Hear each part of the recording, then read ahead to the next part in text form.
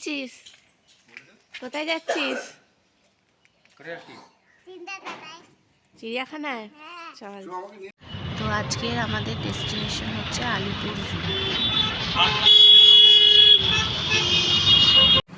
তো বাস থেকে নেমে পড়েছি, এরপরে আলিপুর চিড়িয়াখানার দিকে যাচ্ছি। আর ভালো বাকিরা যাচ্ছে, এই যে বাড়ির সবাই যাচ্ছে।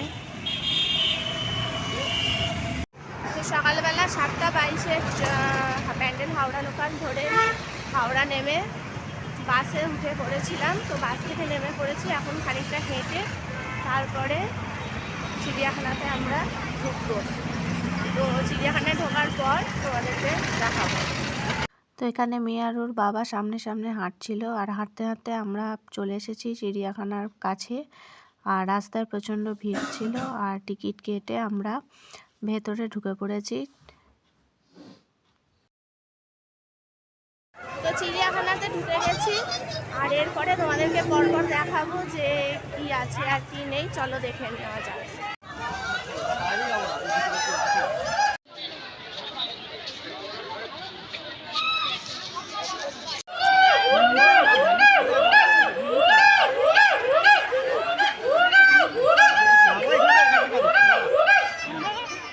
পরে দেখলাম নোনা জলের কুমির, তো জলের মধ্যে ডুবেছিল বলে ভালোভাবে দেখতে পাইনি যে শালকা দেখা যায়। প্রথমেই ঢুকে হুলক গিবন আর কুমির দেখলাম। তো এরপরে আমরা যাচ্ছি টাইগার ডেনে, মানে বাঘ যেখানে থাকে সেখানে। চলো তোমাদেরকে দেখাবো।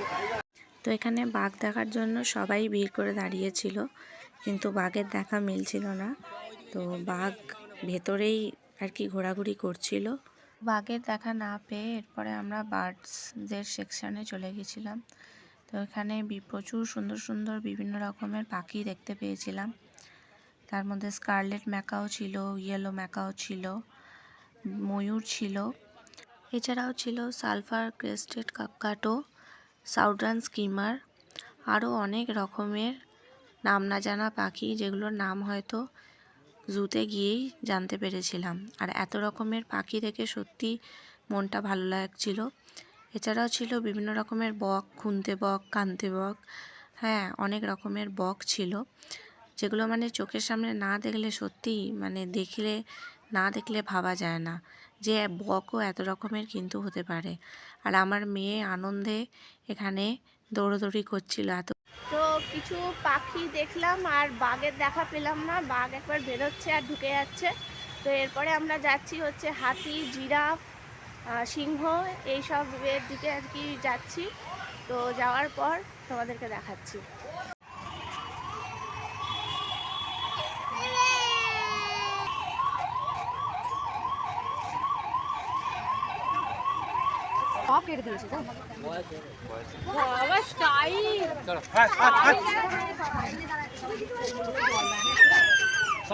হাতি দেখার পর আবারও কিছু এক্সোটিক বার্ডসের সেগমেন্টে দেখতে চলে এলাম। এখানে ছিল Chinese silver ফেজেন্ট, Indian white peacock, আরও অনেক রকম পাখি, যেগুলো দেখে খুবই ভালো লাগলো। পেটে কিছু নেই, কিছু খাওয়া যায় না, তো সারা খাওয়া ফলে আমি তো পরিষ্কার দেখতেই পাচ্ছি না। তো এখানে একটা ইন্ডেঞ্জার্ড স্পিসিসে দেখা পেলাম, এই যে পিফাউল হোয়াইট।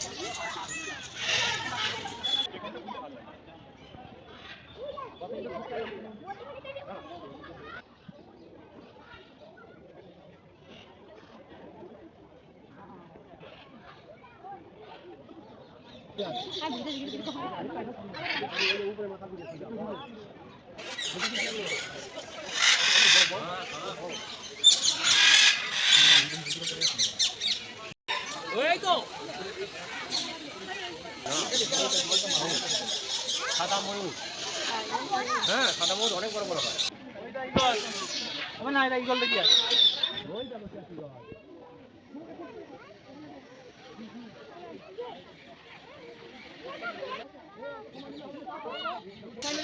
খানিক্ষণ ঘোরা হলো, এবার একটু ব্রেকফাস্ট করা হবে। তো ব্রেকফাস্টে ছিল কড়াইশুঁটির কচুরি, আলুর দম আর 2 রকমের মিষ্টি। কচুরি আর আলুর দম আগের দিনই রাত্রিরে মা আর আমি মিলে বানিয়ে রেডি করে রেখেছিলাম, তো সেটাই খাওয়া হলো। তো ব্রেকফাস্ট করে নিয়ে তারপরে আমরা এগিয়ে গেলাম, তো তারপরেই দেখা মিলল নেকড়ে বাঘের। তো একদম গ্রাউন্ড ধরে চক্কর কাটছিল নেকড়ে বাঘটা। তো এরপরে চলে গেছিলাম জুয়ের সবথেকে আকর্ষণীয় জায়গা, যেটা হচ্ছে বাঘেদের আড্ডা। তো এখানে সাদা বাঘটা ঘুমিয়ে থাকলেও রয়্যাল বেঙ্গল টাইগারটা ছিল কিন্তু খুব সচেতন। তো বাঘ দেখে আমরা চলে গেছিলাম নকটার্নাল অ্যানিমেল বা নিশাচর প্রাণীদের বিল্ডিংটায়। সেখানে শুধুমাত্র কিছু সজারু ছিল আর প্যাঙ্গোলিনের খাঁচা ছিল, কিন্তু প্যাঙ্গোলিন ছিল না। পাখির যে নতুন অ্যাভিয়ারিটা হয়েছে সেটা এখন তোমাদের দেখাবো। তো এই বছর অ্যাভিয়ারি, এই যে ওয়াকিন অ্যাভিয়ারি, এই জায়গাটা নতুন করেছে, আগের বছর ছিল না। তো এটা ওই যে খাঁচার মধ্যে আমরা বন্দি থাকবো আর পাখিরা ছাড়া থাকবে, যাতে পাখিরা এখানে নির্বিঘ্নে খোলামেলাভাবে থাকতে পারে। তো এভিয়ারি থেকে বেরিয়ে আমরা চলে গেছিলাম জিরাফ ওয়ার্ল্ডে, মানে জিরাফ দেখতে। তো এখানে মোটামুটি অনেকগুলোই জিরাফ ছিল, কমসে কম 5 থেকে 6টা জিরাফ এখানে কিন্তু ছিল।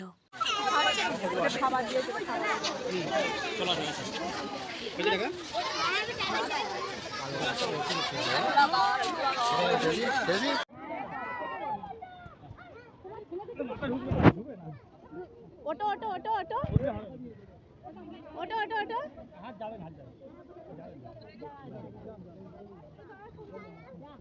তো মেলার দিকে যখন রোদটা একটু প্রখর উঠলো, তখন অবশেষে কুমিরের দেখা পেলাম, রোদ পোয়াতে উঠেছিল। আর তারপরেই দূর থেকে দেখা মিলল গন্ডারের।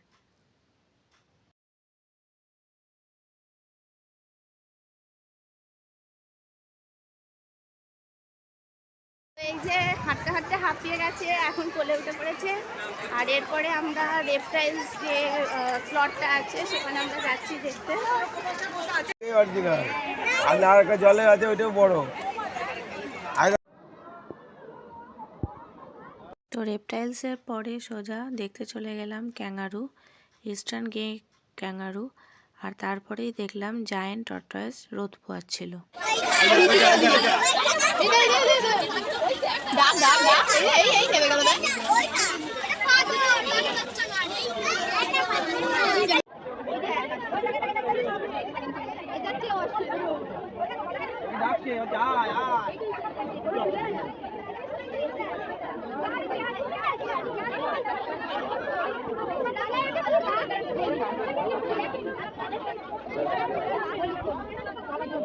তো গোল্ডেন লেমুর, ইগুয়ানা এগুলো দেখে সবশেষে আমরা জেব্রা দেখতে চলে এলাম। জেব্রা দেখে আমরা গরিলা দেখলাম।